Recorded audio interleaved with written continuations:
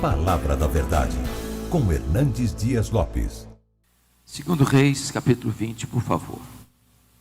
Eu vou ler com vocês do verso 1 ao verso 11.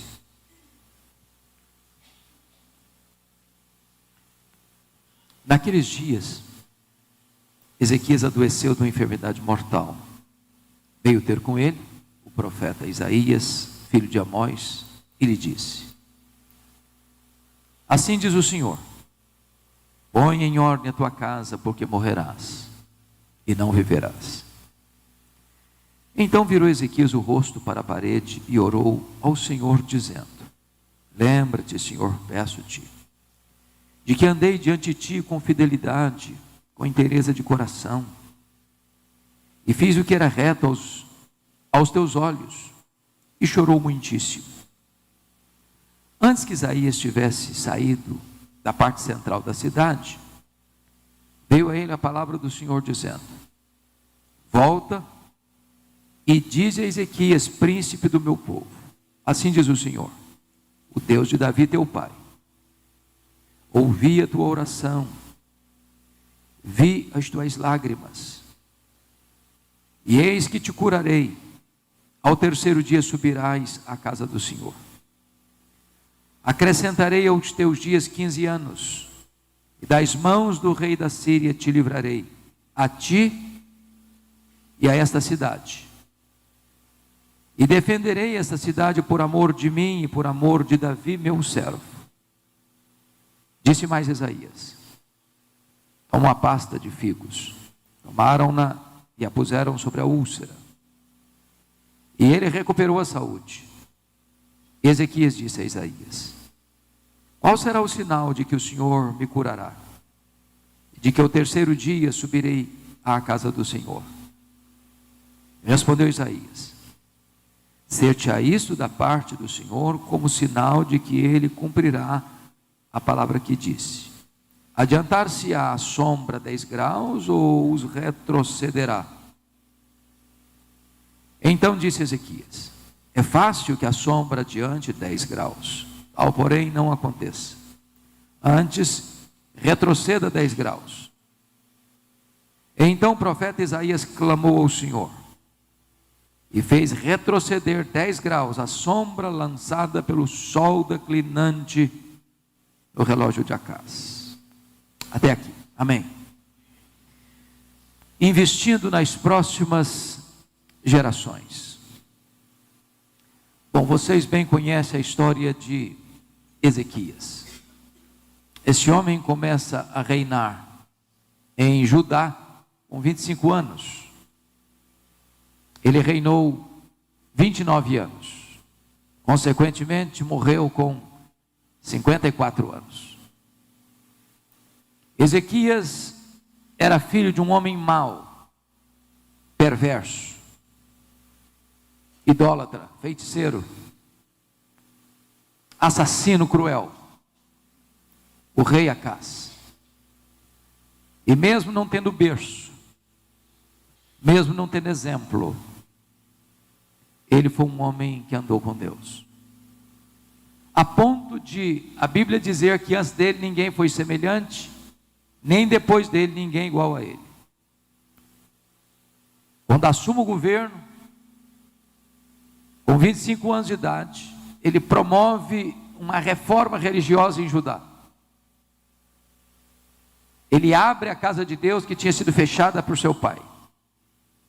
Ele faz uma limpeza religiosa, tirando os ídolos e restabelecendo o culto genuíno e verdadeiro ao Deus Todo-Poderoso, fazendo uma das reformas mais importantes que desemboca num grande avivamento espiritual. Tornou-se um homem opulento, rico, extremamente forte no seu governo. Mas depois de 14 anos que ele estava governando, portanto ele estava com 39 anos, e um homem aos 39 anos pensa estar no apogeu da sua força, do seu vigor intelectual, maturidade e tudo mais. Ezequias enfrenta 2 gravíssimos problemas no seu governo. Primeiro, porque foi no seu governo que o reino do norte, o reino de Israel, caiu nas mãos da Síria. Um poderosíssimo império que se levantara e ninguém podia resistir às suas invasões militares. Pois o reino do norte caiu nas mãos da Síria, enquanto Ezequias era governador, era rei, o reino de Judá. E o primeiro problema que Ezequias enfrenta é que esse poderoso império resolve atacar Jerusalém, para tomar também de assalto o reino de Judá. Entrincheiram Jerusalém. Mais de 185 mil soldados ao redor da cidade de Jerusalém. E manda uma carta para Ezequias afrontosa: renda-se, porque nenhum rei jamais pôde resistir à nossa invasão, nenhum Deus pode livrar você da nossa mão. Pois Ezequias está com esse grande problema, não tem tempo para resistir, não tem força militar capaz de resistir ao poder deste grande império que está para assaltar e dominar Jerusalém. Se isso não bastasse, com 39 anos de idade, Ezequias fica doente, uma úlcera. Mesmo ele sendo rico, mesmo ele tendo tantos recursos da época disponíveis, ninguém conseguiu tratar da sua enfermidade. E foi nessa conjuntura que Deus mandou Isaías à sua casa, o profeta. E o profeta chega com um recado urgente, um comunicado, uma ordem. E a ordem era essa: Ezequias, põe em ordem a tua casa, porque morrerás e não viverás. Isso é um ultimato. Só sobrou para o rei uma parede, e para a parede ele se voltou. E diz a Bíblia que ele orou fervorosamente, ele chorou copiosamente, e Deus respondeu rapidamente. Isaías não tinha saído da cidade ainda, quando Deus disse para ele: volta lá, e fala para Ezequias, príncipe do meu povo, que eu ouvi a sua oração, que eu vi as suas lágrimas, que eu o curarei, e lhe darei mais 15 anos de vida, e livrarei Jerusalém das mãos da Síria, e no terceiro dia subirás à casa do Senhor. Quando Isaías chega de volta e comunica ao rei a resposta da sua oração, Ezequias pergunta: mas qual é a evidência que você me dá que Deus vai fazer esse milagre? E o profeta pergunta: o que você quer? Que a sombra do relógio de Acaz avance 10 graus ou retroceda 10 graus? E o rei pensou: já que Deus vai fazer um milagre, eu quero o maior. Todos nós já vimos relógio adiantar, mas nem você nem eu já vimos um relógio andar para trás, da marcha ré. Então, já que Deus vai fazer, eu quero que retroceda 10 graus. E Deus interfere na estrutura do universo para atender a oração agora de Isaías em favor de Ezequias, para dar evidência a esse extraordinário milagre. Um grande milagre. Primeiro, um anjo se levanta e mata 185 mil soldados assírios que entrincheiravam Jerusalém. Um livramento político, militar extraordinário. Segundo, Deus cura a úlcera do rei Ezequias usando um remédio. E a cura não está propriamente no remédio, porque se tivesse, ele já teria sido curado, mas na ação divina, na eficácia do remédio. A grande pergunta é: como é que Ezequias reagiu a tudo isso? Eu queria que você então olhasse um texto paralelo, porque não está aqui no texto que lemos, mas está registrado em 2 Crônicas. Depois você vai voltar para cá, para esse texto. Mas abra lá em 2 Crônicas 32, por gentileza. 2 Crônicas 32, 24 e 25.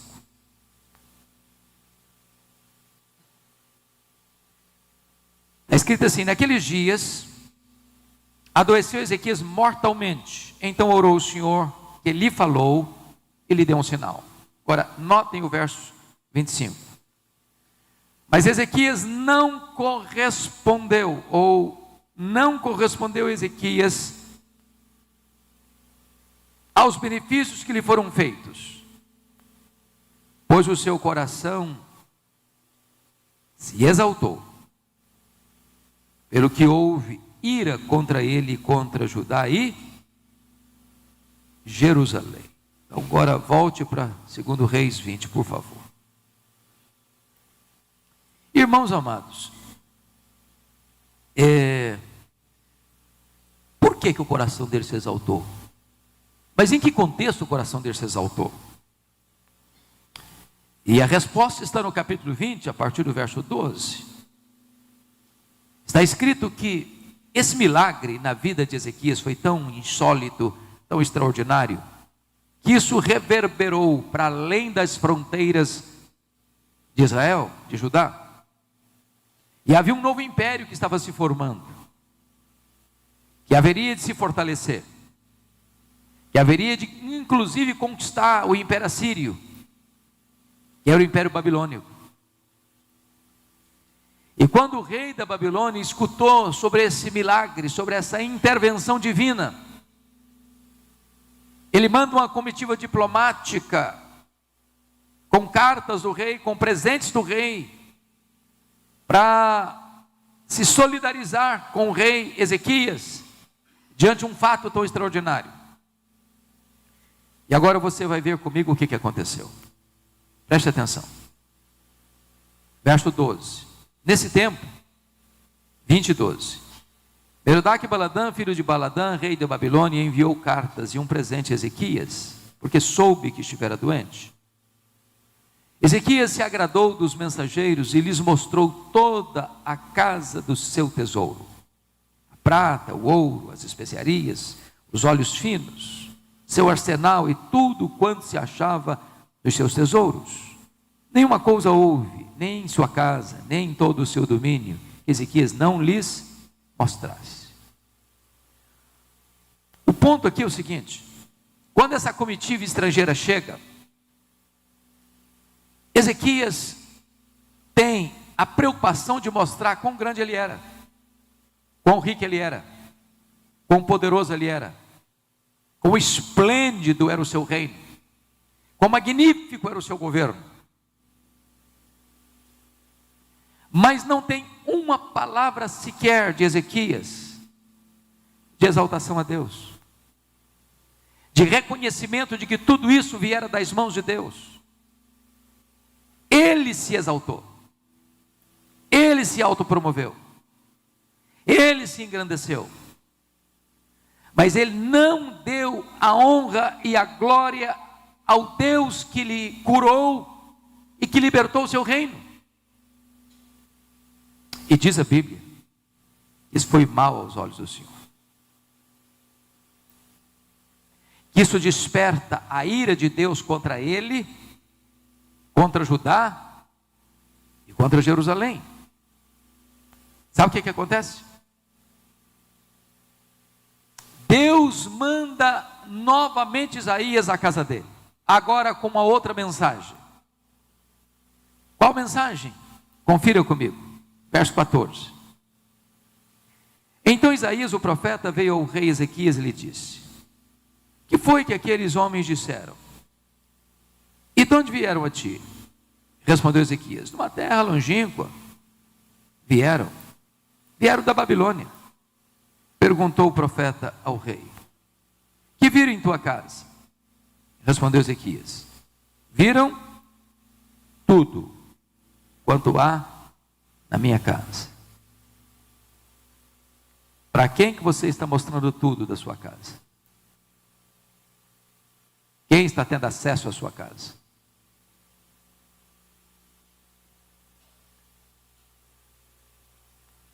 Coisa nenhuma há nos meus tesouros que eu não lhes mostrasse. Verso 16, então disse Isaías a Ezequias: ouve a palavra do Senhor. Esse recado é muito duro. Eu peço que você preste bem atenção no que o profeta diz para ele. 17. Eis que virão dias em que tudo quanto houver em tua casa, com o que entesouraram teus pais até o dia de hoje, será levado para a Babilônia. Não ficará coisa alguma, disse o Senhor. Bom, isso é uma tragédia. O que Deus está dizendo por meio de Isaías é o seguinte: olha, o que foi ajuntado até hoje, Ezequias, o que você, que é um rei muito rico, ajuntou e vai ajuntar ainda, e o que as futuras e pósteras gerações também vão ajuntar, essa Babilônia, diante de quem você se engrandeceu e não deu a Deus a glória, virá. E sabe o que vai acontecer, Ezequias? Eles vão levar tudo isso embora. Judá vai ser espoliada, Jerusalém vai ser saqueada, e eles vão levar todos esses tesouros que você deles se orgulhou e não deu a Deus a honra e a glória. Eles vão levar, vão pilhar a cidade. Mas o pior não tinha acontecido. Preste atenção no verso 18. Dos teus próprios filhos que tu gerares, tomarão, para que sejam eunucos no palácio do rei da Babilônia. Que Deus está dizendo para ele o seguinte: olha, dos teus próprios filhos que tu gerares, serão levados cativos, escravos e mais. Eles vão ser castrados, eles vão ser feitos eunucos, eles não vão gerar mais. E eu fico pensando, se um pai escuta um negócio desse, como é que fica o seu coração? Mas a resposta de Ezequias ao profeta Isaías é incompreensível. Olha o que ele respondeu no verso 19. Então disse Ezequias a Isaías: boa é a palavra do Senhor que disseste. Espera um pouquinho. Você não entendeu o que eu estou falando? Acho que você não escutou, Ezequias, o que eu estou falando, não. Estou falando para você que a Babilônia virá no futuro, vai saquear tudo, vai pilhar tudo, vai levar tudo embora. Seus filhos e os filhos dos nobres vão ser levados cativos, vão ser castrados. E você veio me dizer que boa é a palavra que o Senhor disse? Você ficou louco? Você perdeu o juízo? Você está entendendo o que eu estou falando? Mas o rei justifica. Boa é a palavra do Senhor que disseste, pois pensava, preste atenção, tem coisa que o homem não fala, mas pensa. Pois pensava, haverá paz e segurança em meus dias. Trocando em miúdos, botando as cartas na mesa, sabe o que Ezequias está dizendo? Ora, quando isso ia acontecer, eu já empacotei. Quando isso ia acontecer, eu não estou mais aqui não. E agora vocês vão me perdoar da expressão. O que Ezequias está dizendo é o seguinte: depois que eu morrer, que se danem as futuras gerações, eu não estou nem aí. Eu só me importo comigo. Para mim o que é importante é que eu vou morrer em paz. Não vai acontecer nos meus dias. Agora depois que eu morrer, estou nem aí o que vai acontecer com os meus filhos, com os meus netos, com as outras gerações. Que se danem. Lamentável, não? Profundamente lamentável. Irmãos amados, qual foi a ordem que Deus deu mesmo para Ezequias? Põe em ordem a tua casa. Preste atenção que Deus não botou, Ele mandou ele apenas botar em ordem a vida dele. Deus mandou ele botar em ordem a casa dele. E claro que Deus não está falando de casa com 4 quartos, 2 suítes, uma cozinha e uma área de serviço. Deus está falando do palácio físico. Em outras palavras, nem você nem eu estaremos prontos nem para viver nem para morrer, se a nossa casa ainda não estiver em ordem.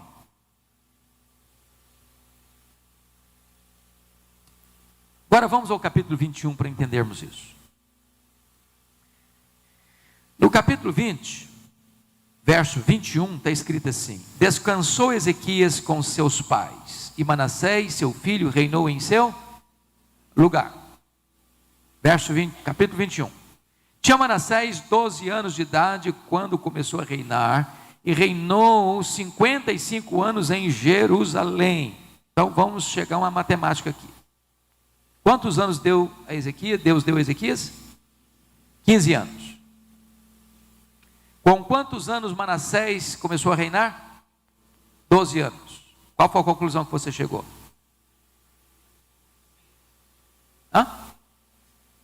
Que o Manassés nasceu 3 anos depois do milagre, da cura. 3 anos depois que Ezequias foi curado, ele gerou este filho, Manassés. Se o Ezequias tivesse levado a sério a ordem de Deus, põe em ordem a tua casa, ele devia ter pensado assim: bom, eu vou investir tudo na criação desse filho. Ele vai ser o herdeiro do meu trono. Então eu vou educar esse menino, eu vou discipular esse menino, eu vou andar com esse menino, vou ensinar esse menino, vou contar a história do povo de Deus para esse menino, vou ensinar esse menino a amar a Deus, vou inculcar no coração, na mente dele, os princípios de Deus. Vou fazer disso o meu maior ministério, porque foi a ordem que Deus me deu. Põe em ordem a tua casa. Agora vamos ver como é que foi esse menino. 21:2, confira comigo. Fez Manassés o que era mal perante o Senhor, segundo as abominações dos gentios que o Senhor expulsara de suas possessões e diante dos filhos de Israel. Eu não tenho dúvidas de que Manassés, que foi o rei que mais governou em Jerusalém, 55 anos, o pior rei da história de Judá. Um monstro, diríamos hoje, um homem possesso. Esse homem foi idólatra, esse homem foi feiticeiro, esse homem foi astrólogo, esse homem encheu Jerusalém de sangue. Foi esse homem que mandou serrar o profeta Isaías ao meio. Exatamente o profeta que mandou o seu pai botar em ordem a sua casa. E verso 3 diz: pois tornou a edificar os altos que Ezequias seu pai havia destruído, e levantou altares a Baal, fez um poste ídolo, como que fizera Acabe, rei de Israel, e se prostrou diante de todo o exército dos céus e o serviu. Edificou altares na casa do Senhor, da qual o Senhor tinha dito: em Jerusalém porei o meu nome. Também edificou altares a todo o exército dos céus, nos átrios da casa do Senhor, e queimou a seu filho como sacrifício. Adivinhava pelas nuvens, era agoureiro, tratava com os médios e feiticeiros, prosseguiu em fazer o que era mal perante o Senhor, para provocar a ira. Agora veja o versículo 16. Além disso, Manassés derramou muitíssimo sangue inocente, até encher Jerusalém de um a outro extremo, afora seu pecado, com o que fez pecar a Judá, praticando o que era mal perante o Senhor. Esse homem foi um monstro. A sensação que eu tenho é que parece que Manassés era revoltado com o pai. Ele deve pensar assim: tudo que meu pai fez, eu vou fazer o contrário. Meu pai tirou os altos, pois eu vou levantar os altos. Meu pai limpou a casa de Deus, pois eu vou encher de novo a casa de Deus de ídolos. Meu pai fez uma reforma, pois eu vou promover aqui toda sorte de idolatria, de feitiçaria, de astrologia. Eu vou fazer tudo o contrário. Por quê? Porque certamente Ezequias negligenciou a ordem que Deus deu para ele. Põe em ordem a tua casa.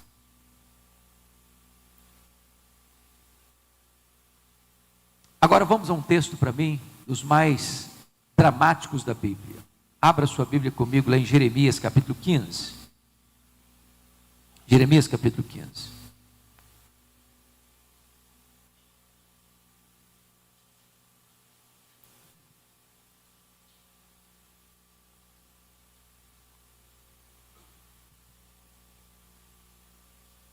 Vocês se lembram de que o profeta Isaías disse que viriam dias em que a Babilônia viria para saquear tudo, para levar os filhos como escravos e castrá-los?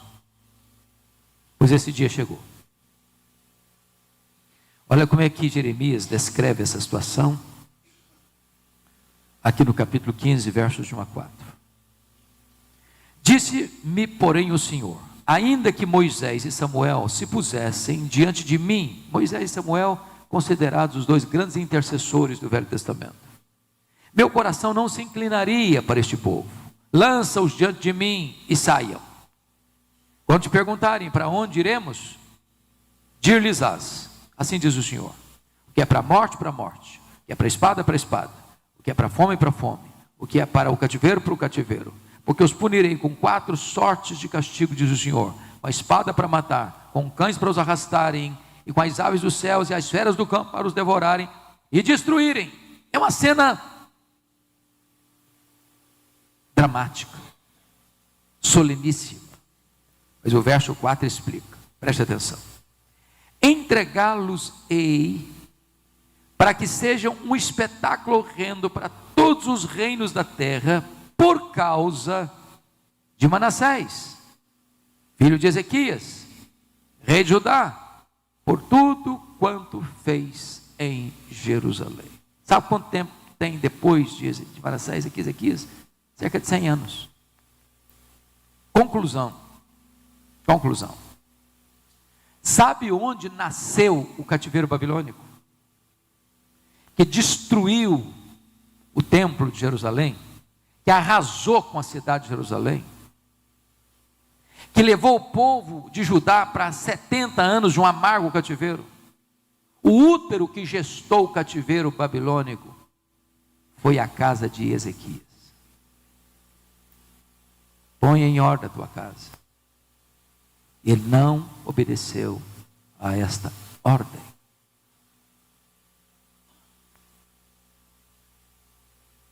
Ele não doutrinou, ensinou seu filho, que tinha 12 anos quando ele morreu. Se nós falharmos em dar as instruções aos nossos filhos quando são criança, talvez mais tarde, nós não vamos conseguir mais.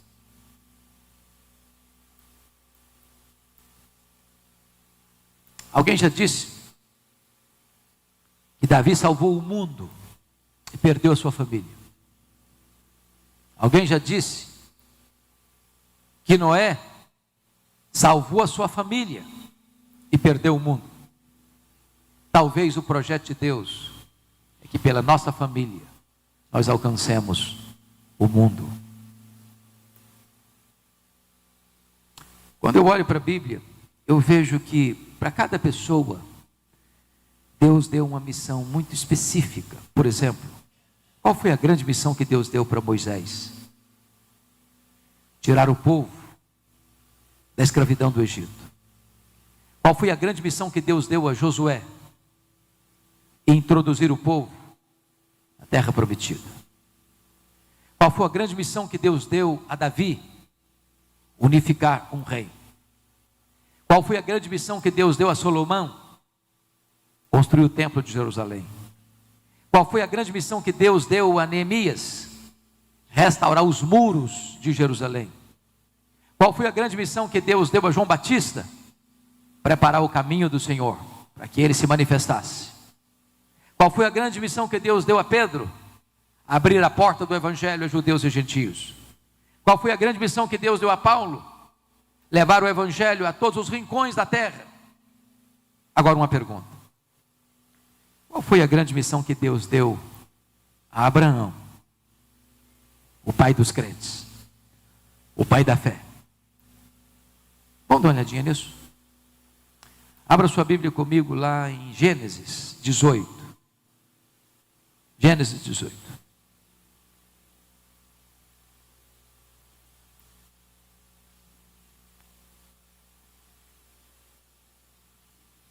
Versos 18 e 19.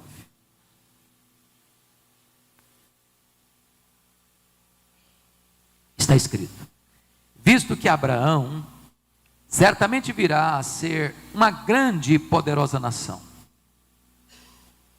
e nele serão benditas todas as famílias da terra, porque eu o escolhi para que ordene a seus filhos e a sua casa depois dele, a fim de que guardem o caminho do Senhor e pratiquem a justiça e o juízo, para que o Senhor faça vir sobre Abraão o que tem falado a seu respeito. Preste atenção, por favor, no verso 19. Por que que Deus escolheu Abraão? Para que Deus escolheu Abraão? Para quê? A fim de que guardem, a fim de que ordene a seus filhos e a sua descendência depois dele. Seus filhos e a sua descendência depois dele, a fim de que guardem o caminho do Senhor e pratiquem a justiça e o juízo. Mas vamos parar um pouquinho agora. Eu pergunto a vocês: quantos anos tinha Abraão quando o seu filho nasceu, o filho da promessa? Quantos anos? 100 anos. Quantos anos tinha Isaac quando se casou com Rebeca? 40 anos. Então quantos anos tem Abraão? 140. A Rebeca era estéril, Isaac orou por ela quanto tempo? 20 anos. Então quando os meninos nasceram, Esaú e Jacó, os netos de Abraão, quantos anos tinha Isaac? 60 anos. Quantos anos tem Abraão? 160 anos. Com que idade Abraão morreu? 175 anos. Então quantos anos Abraão teve para conviver com os netos? 15 anos. Para um pouquinho, Deus, eu não estou entendendo. O Senhor está dizendo que o Senhor me chamou com um propósito, para que eu ensine os filhos, os meus descendentes futuros.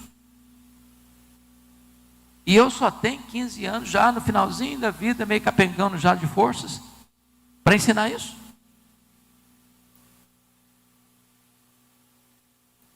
Parece que o Senhor está me dando uma missão tardia demais. Por que o Senhor não me fez isso no vigor da juventude? Ou pelo menos quando o Senhor me chamou lá de Ur dos Caldeus?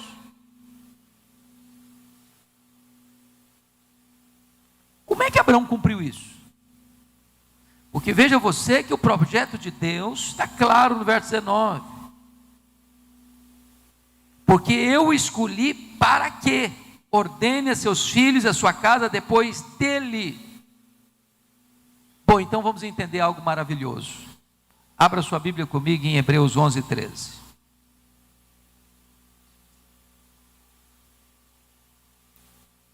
Hebreus 11, 13. Está escrito o seguinte: 11, 13, Hebreus. Todos estes morreram na fé sem ter obtido as promessas, vendo-as, porém, de longe, e saudando-as, e confessando que eram estrangeiros e peregrinos sobre a terra. Se Deus escolheu Abraão para isso, para ele ordenar os seus filhos e as futuras gerações que pusessem em Deus a sua confiança, É como se Abraão estivesse olhando pelas dobras do futuro e vendo a você. Amém. E você e eu somos filhos de Abraão. Porque os filhos de Abraão não são aqueles que têm o sangue de Abraão correndo em suas veias.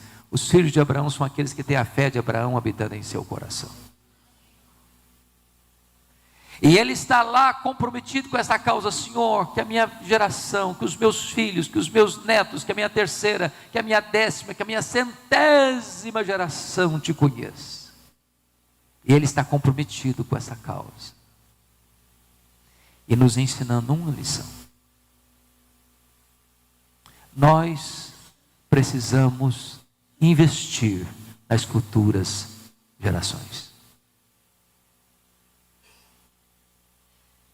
Qual era o sinal do pacto, da aliança com Abraão? A circuncisão. Era um sinal no órgão reprodutor masculino. Para deixar claro que cada criança que nascia, cada menino que nascia, ele recebia uma marca dizendo o seguinte: eu tenho um compromisso que o meu pai tem. A aliança que meu pai fez com Deus é a aliança que eu também faço com Deus. E isso foi passando de geração para geração. E agora nós entendemos que é a circuncisão do coração. É a fé no Senhor Jesus Cristo. E essa mesma fé que habitou na avó Lloyd, na mãe Eunice, vai habitar também no filho Timóteo. E a mesma fé que habita no seu coração, no coração da sua esposa, do seu marido, você quer que habite no coração dos seus filhos, dos seus netos. E você está comprometido com isso, porque foi para isso que Deus chamou você, para que você ensine os seus filhos, para que você ensine os seus netos, para que você ensine as futuras gerações as mesmas verdades que um dia alcançaram a sua vida.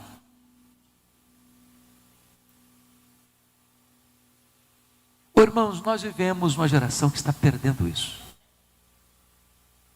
Nós lutamos com muito mais afinco em dar uma casa boa para os nossos filhos, em dar roupas boas para os nossos filhos, em pagar uma escola boa para os nossos filhos, em lidar para que os nossos filhos tenham um sucesso profissional, do que estamos empenhados na mesma proporção ou numa proporção maior ainda em ver os nossos filhos convertidos ao Senhor Jesus Cristo. Nós não podemos abrir mão de ver as futuras gerações comprometidas com o nosso Deus. Se há um homem que me chama muita atenção na Bíblia, e você certamente o admira também, é Samuel. Eu queria levar você para 2 textos na vida de Samuel emblemáticos. Abra lá em 1 Samuel capítulo 12.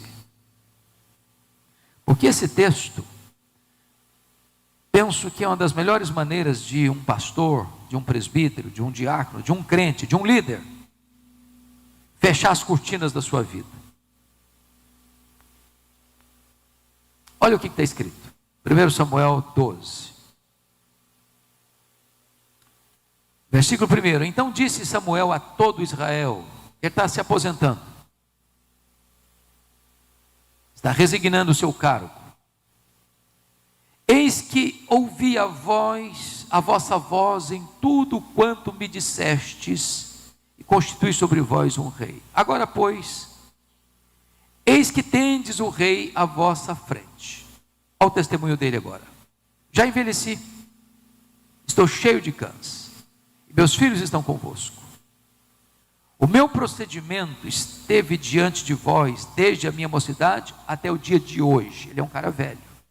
Ele está dizendo o seguinte: ele era um homem que tinha 3 funções. Ele era sacerdote, ele era profeta e ele era juiz.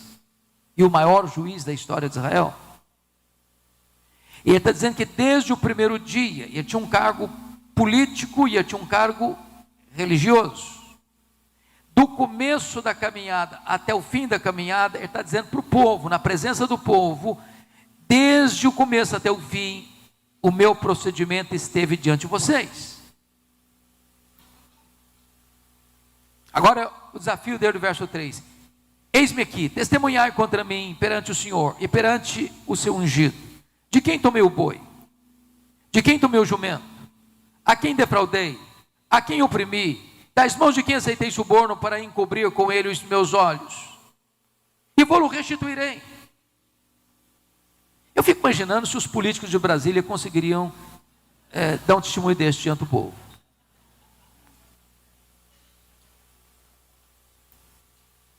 Camarada passa a vida inteira dele pública, sem deixar mácula, sem nada debaixo do tapete, sem nenhuma situação de falcatrua, de aproveitamento,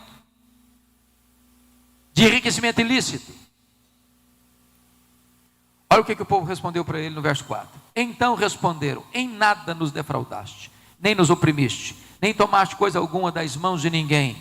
E ele lhes disse: o Senhor é testemunha contra vós outros, e o seu ungido é hoje testemunha de que nada tendes achado nas minhas mãos. E o povo confirmou: Deus é testemunha. E você diz: é assim que eu gostaria de também fechar as cortinas da minha vida. Belíssimo testemunho. Mas, entretanto, porém, todavia, entre mentes, há algo complicado na vida de Samuel. Volta lá comigo para o capítulo 8 deste livro. Capítulo 8.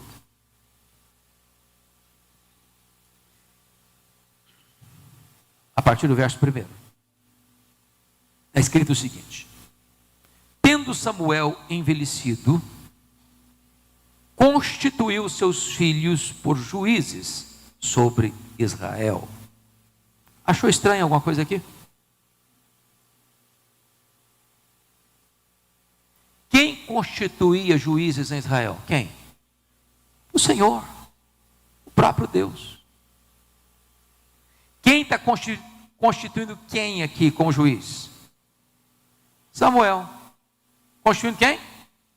Seus filhos. Está sentindo cheiro de nepotismo aqui?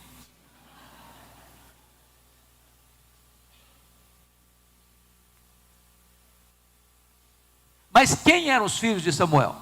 Confira comigo, verso de número 3. Porém seus filhos não andaram pelos caminhos dele.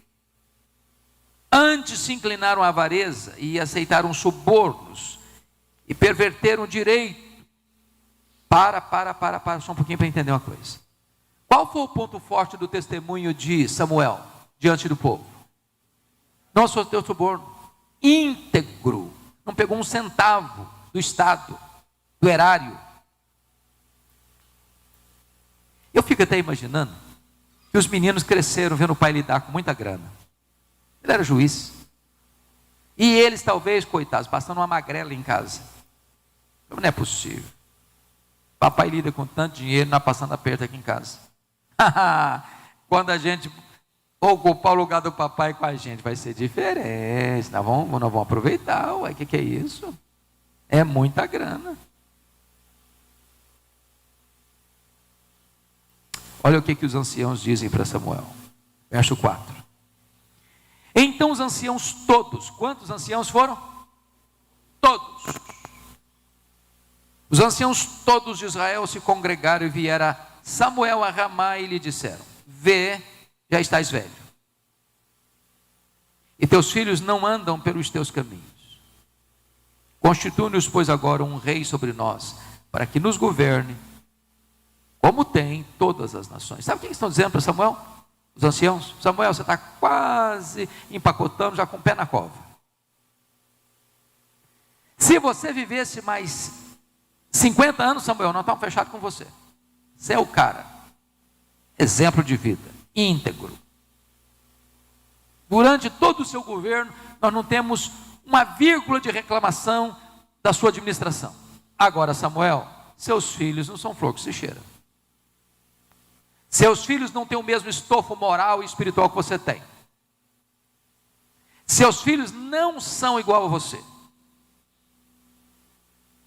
Então, Samuel, faça-nos um favor.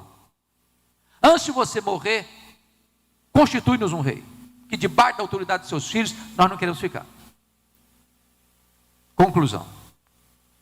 Assim como no futuro lá, o cativeiro babilônico foi gestado no ventre da casa de Ezequias, a monarquia em Israel, rejeitando o governo de Deus, a teocracia, nasceu dentro da casa de Samuel. Por quê?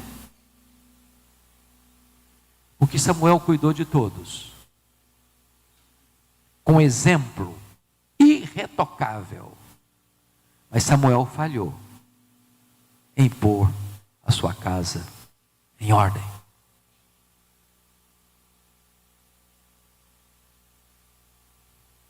Ô, irmãos, eu não sei se esse negócio mexe com vocês. Comigo mexe muito. Porque os nossos filhos podem ser um fenômeno de sucesso no mundo. Mas se eles falharem em andar com Deus, os troféus que os nossos filhos alcançam são troféus de palha. O que adianta ganhar o mundo inteiro, perder a sua alma?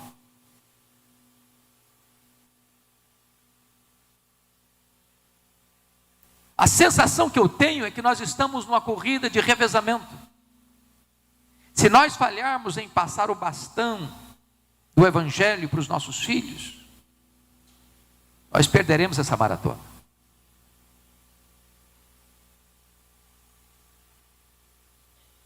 E nós estamos vivendo dias onde a fé cristã está sendo atacada, a cristofobia aumentando. Nós vivemos numa aparente liberdade no Brasil, uma aparente liberdade de ir e vir. Mas a nossa imprensa hoje, quase sem exceção, é cristofóbica. As nossas cortes hoje, quase sem exceção, são cristofóbicas. As nossas universidades hoje, com raras exceções, são cristofóbicas. Há janelas abertas, onde os nossos filhos estão olhando, que os convida para rejeitar o cristianismo.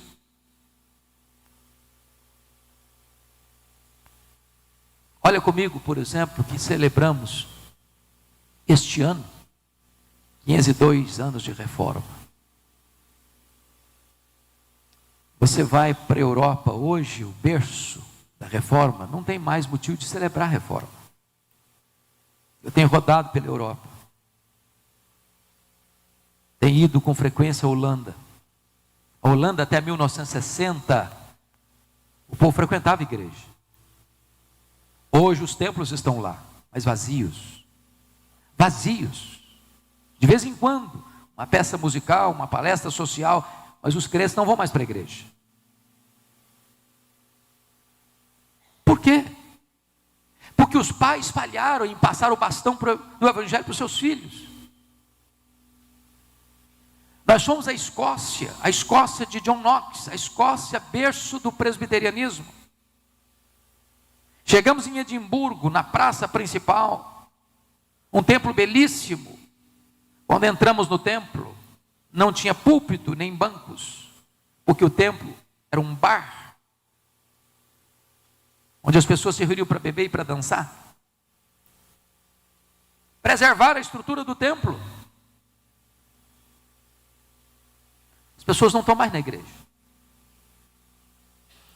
Vamos para a Inglaterra dos grandes avivamentos, a Inglaterra de John Wesley, de George Whitefield, a Inglaterra de William Carey, de William Wilberforce, de John Owen, a Inglaterra de John Charles Ryle, a Inglaterra de Charles Haddon Spurgeon, a Inglaterra de Mark Lloyd Jones, de John Stott. Hoje menos de 4% dos ingleses frequentam a igreja evangélica. Os nossos templos estão sendo vendidos e transformados em bares, em boates, em museus, em mesquitas muçulmanas. Por quê? Porque os pais falharam em passar o bastão do Evangelho para os seus filhos.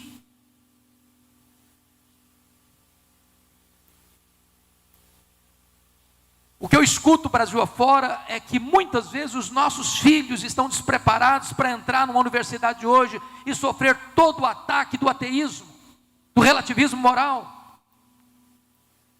E estatisticamente mais de 50% dos nossos jovens que entram numa faculdade perdem a sua fé.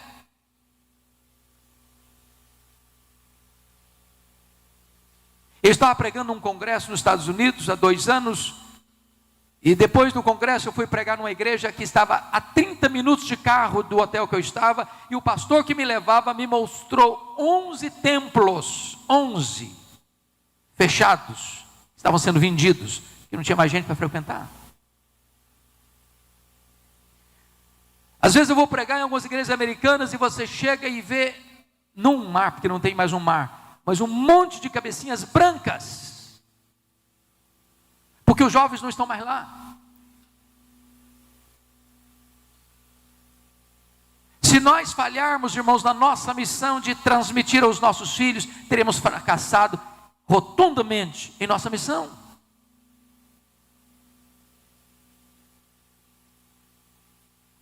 Eu queria, antes de encerrar, ler com vocês alguns textos, ou relembrar alguns textos.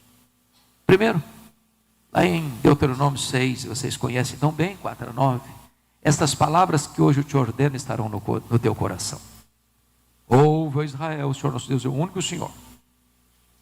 Estas palavras que eu hoje te ordeno estarão no teu coração, e tu as inculcarás ao coração dos seus filhos.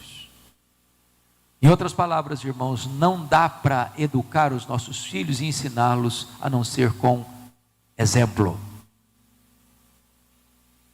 Se os nossos filhos verem em nós inconsistência, eles perderão o ânimo de andar com Deus. Põe em ordem a tua casa. Pense comigo, por favor. Salmo 44, primeiro. Olha o que está escrito aí. Ouvimos, ó Deus, com os próprios ouvidos, nossos pais nos têm contado o que outrora fizeste em seus dias. Eu pergunto a você, qual a última vez que você chamou seus filhos para contar para eles o que Deus tem feito na sua vida? O que Deus já fez na sua história? Porque às vezes a gente conta sobre política, a gente conta sobre futebol, a gente conta sobre o Brasil, a gente conta sobre o problema do mundo, a gente conta sobre os últimos acontecimentos, mas a gente não tem mais parado para sentar com os nossos filhos e contar para eles o que Deus fez na nossa vida, quem é Deus para o nosso coração. Qual foi a última vez que você pegou seus netos no colo para contar para eles o que Deus tem feito na sua vida? Está escrito lá em Provérbios 22:6, ensina a criança, não o caminho que ela quer andar. Ensina a criança, não o caminho que ela deve andar, mas ensina a criança no caminho, é andando com ela, é sendo exemplo para ela, sendo modelo para ela. Mas eu quero encerrar com 2 textos, esses eu gostaria que você abrisse comigo. O primeiro deles é Salmo 78.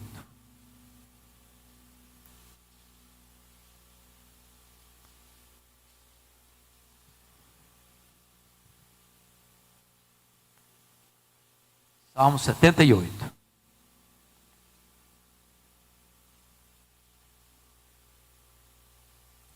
Verso 3.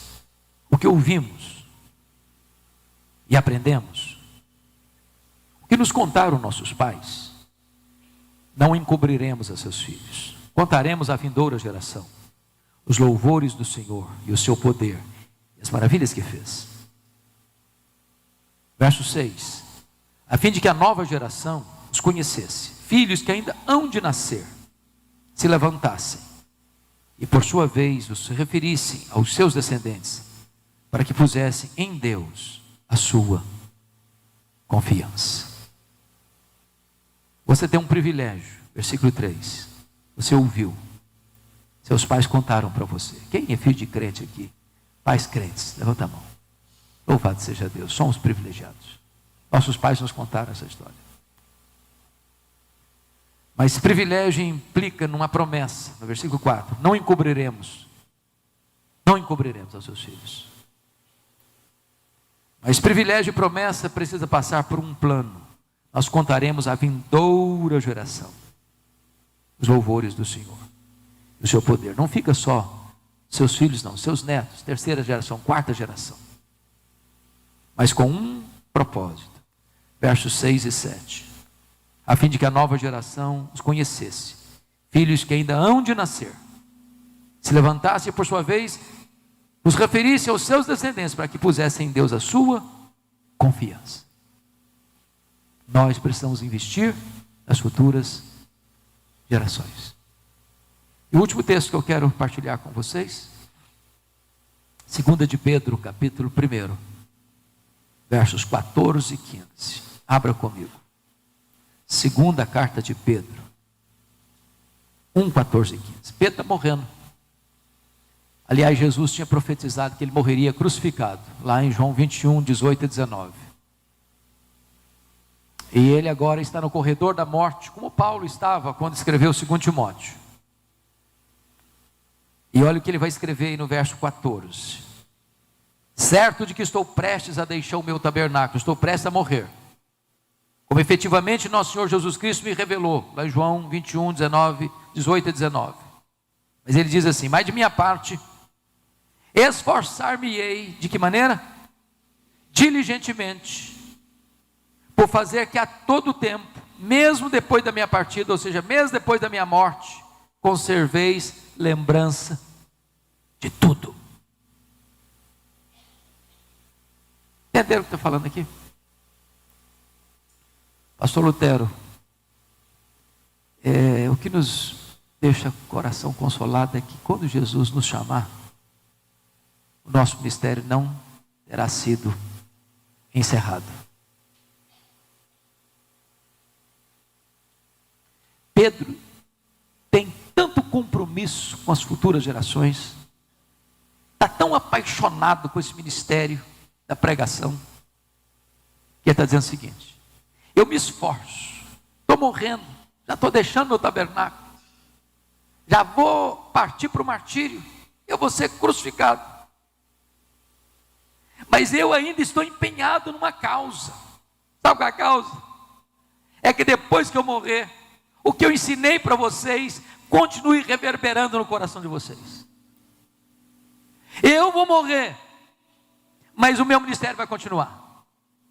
A minha voz vai se calar, mas a palavra de Deus vai continuar gritando altissonantemente no coração de vocês. Eu vou morrer, mas o meu compromisso com as futuras gerações vai permanecer viva na mente, no coração de vocês.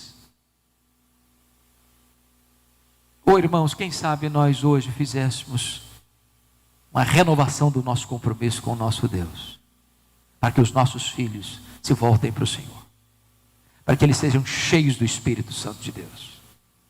Nós não geramos filhos para a morte, nós não geramos filhos para o cativeiro, nós não geramos filhos para serem escravos do diabo, nem para servirem o mundo, nem para povoar o inferno. Os nossos filhos são herança de Deus, os nossos filhos são promessa de Deus, e nós não podemos abrir mão deles, para que também tenhamos a bênção de saber que as futuras gerações terão igrejas vivas, cheias do Espírito Santo. Que os nossos filhos sejam mais crentes do que nós, e que eles possam levantar bem alto a bandeira do Evangelho. Nós temos 5 minutos para orar. Talvez nós pudéssemos, diante do que Paulo recomendou aos Efésios, por esta causa, eu me ponho de joelhos diante do Pai, quem toma o nome de toda a família, tanto nos céus como sobre a terra. Vamos nos ajoelhar um pouquinho. Vamos colocar os nossos filhos, os nossos netos, os filhos que ainda vão nascer. E você vai começar a orar pelos seus netos. Você que nem filhos ainda tem. Você não os tem, adote-os. Se não biologicamente, adote-os espiritualmente. E ore por eles. E peça a Deus para que a sua descendência seja bem-aventurada na terra e conheça o Senhor. Vamos orar. Se você puder, se ajoelhe onde você está.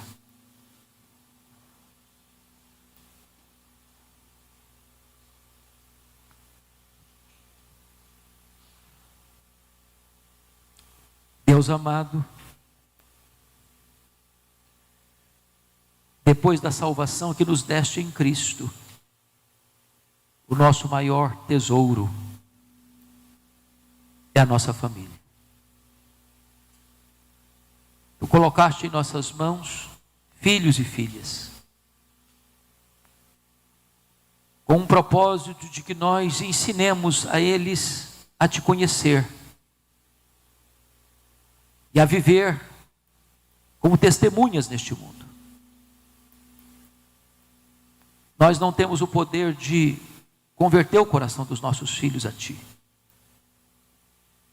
Por isso nós pedimos, ó Espírito Santo de Deus, manifesta-te salvadoramente aos nossos filhos, abrindo-lhes os olhos da alma, tocando-lhes com o toque regenerador do Espírito Santo, para que aqueles que ainda não foram convertidos o sejam, aqueles que já foram convertidos que sejam cheios do Espírito Santo. E permita, Deus, que nesta maratona de revezamento nós não falhemos em passar o bastão do Evangelho para os nossos filhos, para os nossos netos, para as futuras gerações. Meu Deus, nós te pedimos que os nossos filhos e os nossos netos sejam mais crentes do que nós, mais cheios do Espírito Santo do que nós, que a igreja de amanhã seja uma igreja mais viva, mais operosa e mais cheia do teu poder do que a igreja de hoje. E que, Senhor, nós possamos olhar como Abraão ao longe, contemplar a tua promessa e saudá-la, entendendo, Deus, que tu hás de nos dar uma descendência de semente santa para te conhecer e te fazer conhecido neste mundo. Abençoa os casais aqui presentes. Tu que conheces a família de cada um de nós, tu bem sabes como a nossa família precisa da tua graça. E nós queremos consagrar os nossos filhos a ti. Eles são teus, Senhor. Nós os entregamos a ti. E nós te pedimos que tu nos des graça para viver e para pregar para eles e para testemunhar a eles quão maravilhoso és tu. E dá-nos a bênção de vê-los, meu Deus, sendo levantados nessa geração para serem instrumentos nas tuas mãos, para levar a tua palavra até os rincões da terra. Que assim seja, em nome de Jesus. Aleluia. Amém.